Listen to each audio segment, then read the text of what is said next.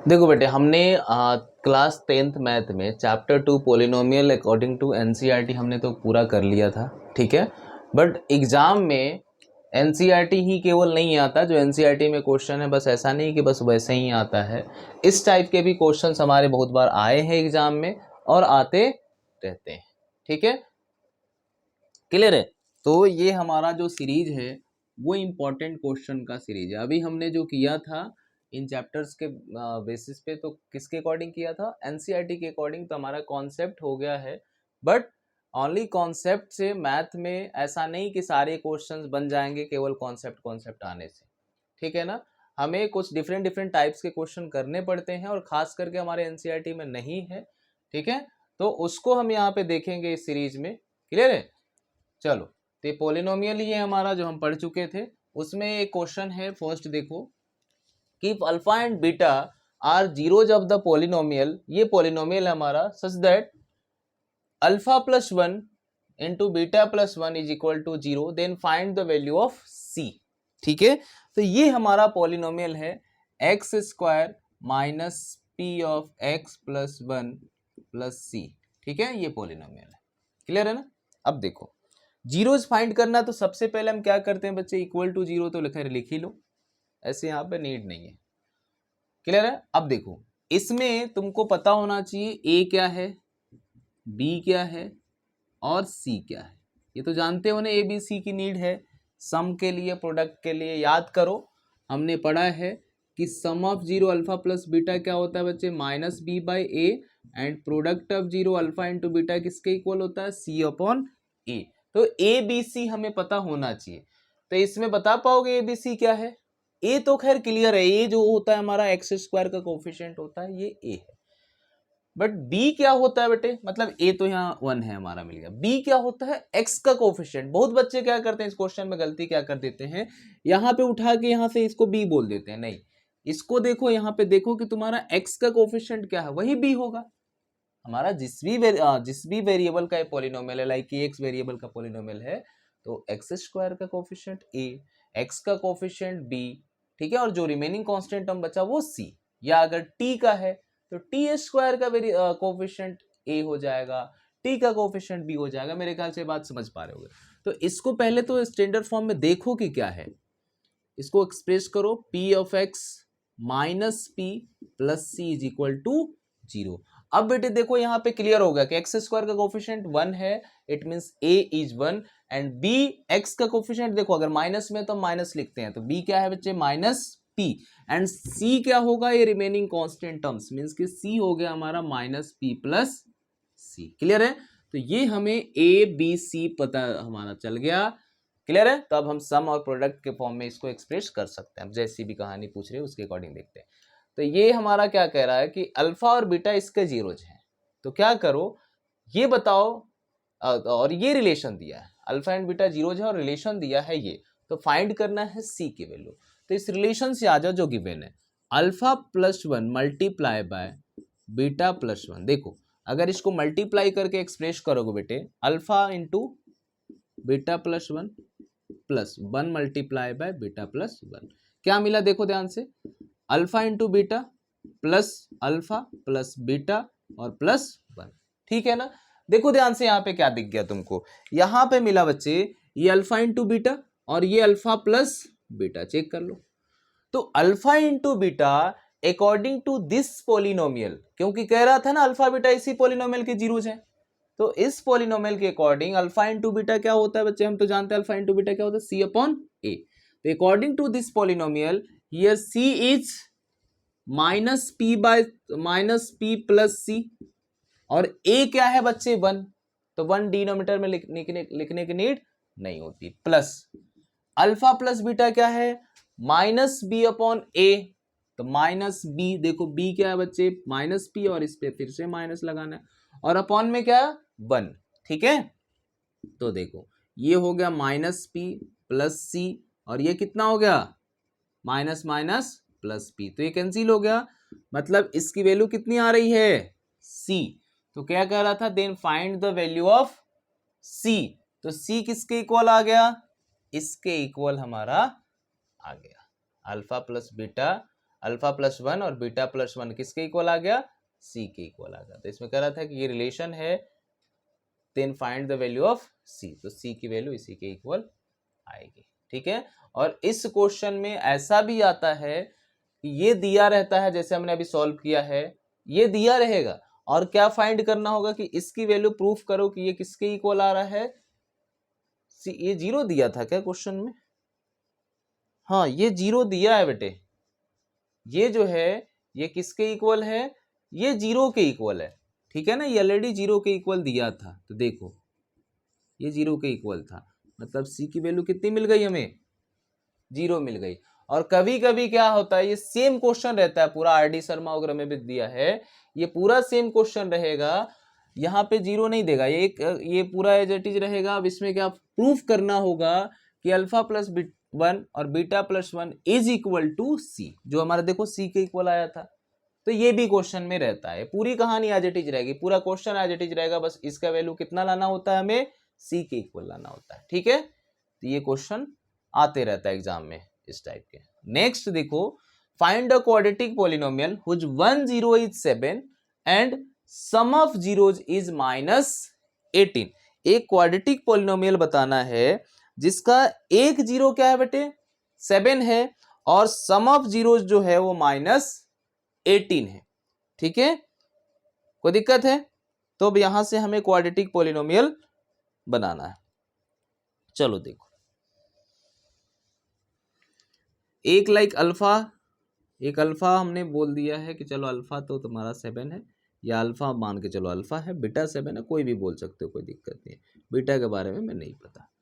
ठीक है, तो कह रहा है क्वाड्रेटिक पॉलिनोमियल बताओ जिसका एक जीरो तो 7 है और सम ऑफ जीरो बेटे -18 आ रहा है। ठीक है, तो sum of zero alpha plus beta कितना है बच्चे, -18। इसमें से कोई भी एक जीरो, या तो अल्फा या बीटा कोई भी एक बोल दो, तो एक कितना है, 7 दिया है, ये देखो ये 7 है, तो यहां से बच्चे हमारा दूसरा वाला जीरोज मिल गया, ये 7 जाके उधर माइनस होगा, तो वी गेट कितना होगा, ये 25। तो हम जानते हैं अगर हमारा दोनों जीरोज मिल गया तो हम क्या कर सकते हैं, क्वाड्रेटिक पॉलिनोमियल बना सकते हैं।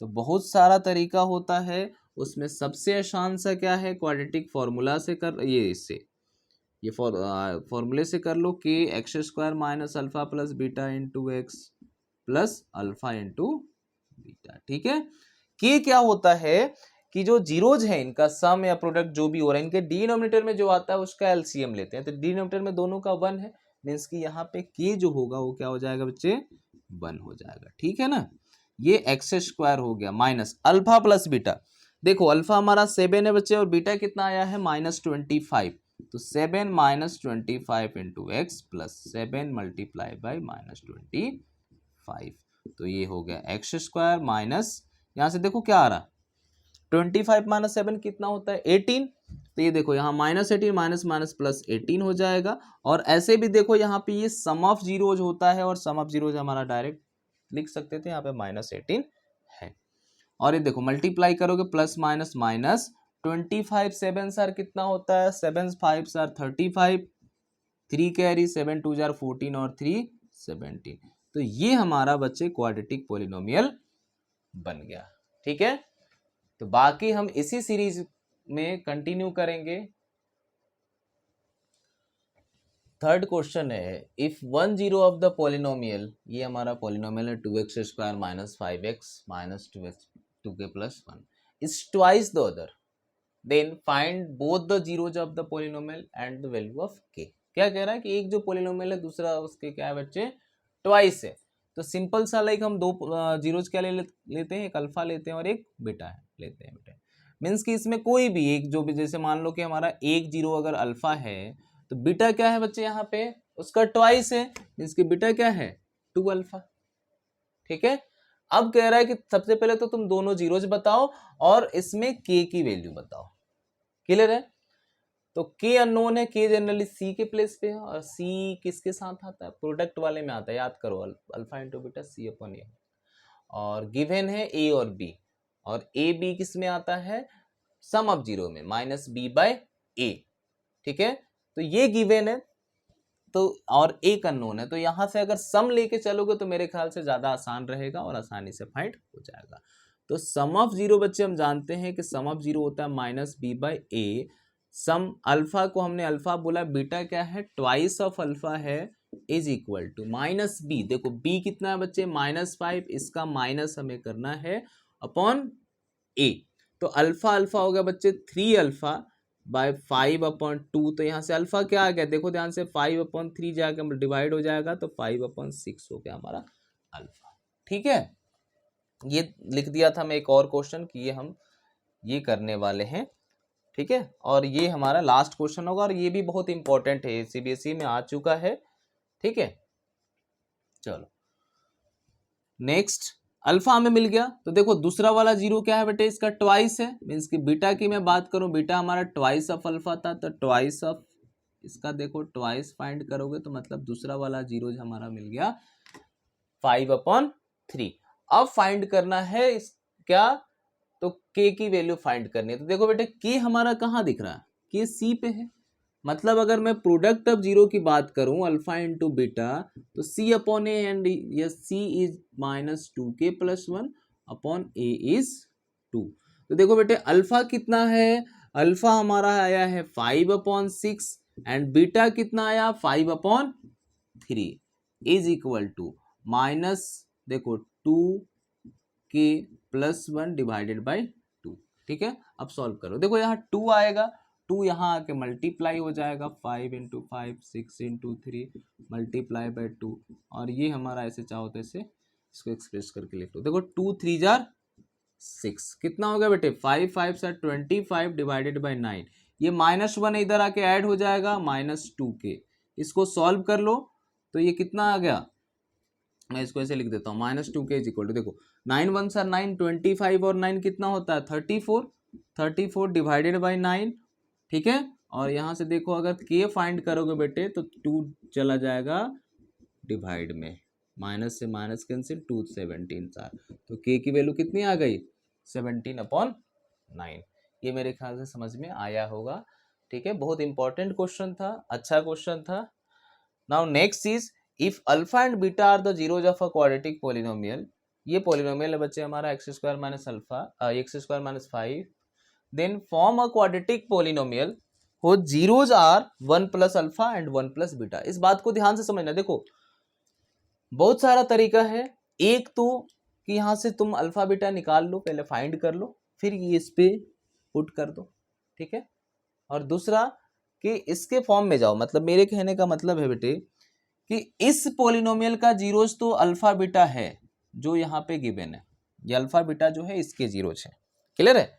बट हमें एक ऐसा पॉलिनोमियल बनाना है जिसके जीरोज ये हो, मतलब उसका अल्फा ये हो और उसका बीटा ये हो। मतलब मेरे कहने का मतलब कि चलो इस अल्फा को मैं एक तो अल्फा नाम दे दिया, इसको ए बोल दिया मैं, और ये बी बोल दिया। मतलब एक हमें ऐसे क्वाड्रेटिक पॉलिनोमियल बनाना है जिसके जीरोज ये हो। ये मेरे ख्याल से बात समझ पा रहे होगे।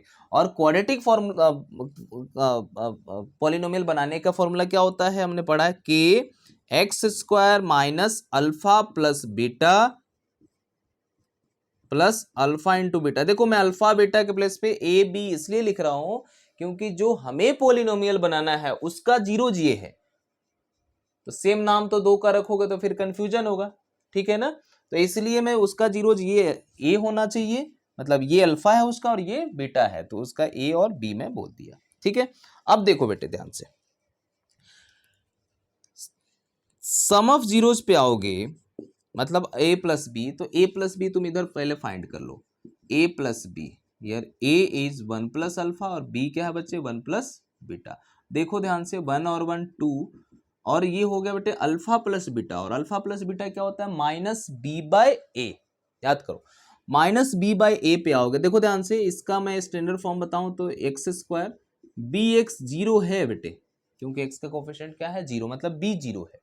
तो अल्फा + बीटा अगर इसका फाइंड करोगे तो 0/1 a1 है, -b/a याद करो, तो ये कितना हो जाएगा 0 ही हो जाएगा। मतलब अल्फा + बीटा इसका कितना आ रहा है 2 आ रहा है। अल्फा इंटू बीटा मीन्स कि a इंटू बी फाइंड करोगे 1 + अल्फा × 1 + बीटा, इसको सॉल्व कर लो, 1 से मल्टीप्लाई करो इन दोनों में, तो ये एज इट इज रहेंगे बेटे। सिमिलरली अल्फा से करो, अल्फा मल्टीप्लाई बाई 1 अल्फा और alpha multiply by beta alpha into beta. तो देखो ध्यान से क्या मिला 1, और अल्फा प्लस बीटा हमने अभी देखा कि ये 0 हो जाएगा।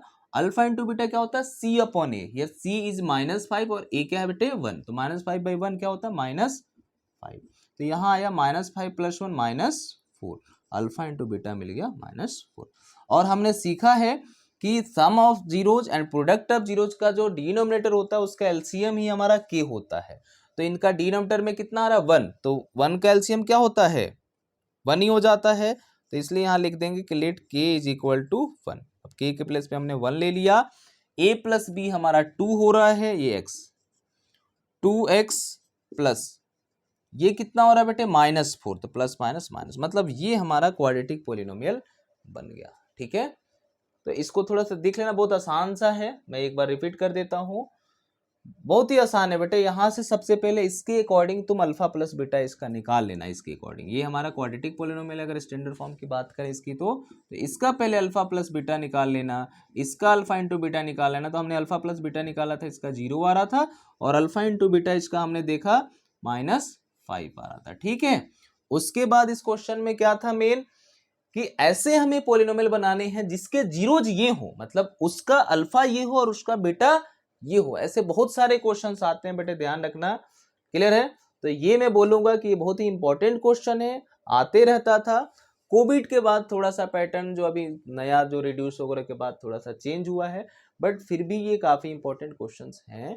ठीक है, इस बार भी अगर मैं बात करूं तो स्टैंडर्ड का पेपर बहुत अच्छा बना था।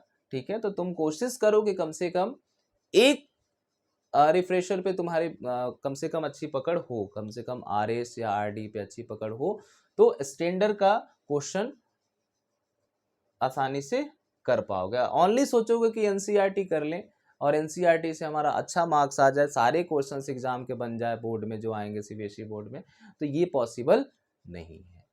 पिछला सैंपल पेपर उठा के देख लेना, प्रीवियस ईयर के क्वेश्चंस उठा के देख लेना। ऐसा अगर केवल एनसीईआरटी पढ़ के जाओगे तो उसमें से सारे क्वेश्चन तुमसे नहीं बनने। ठीक है, क्लियर है। तो चलो इसमें कुछ और क्वेश्चंस हैं, एक्स्ट्रा क्वेश्चंस इसी से रिलेटेड है 2-3, वो नेक्स्ट वीडियो में देखेंगे। तब तक के लिए बाय।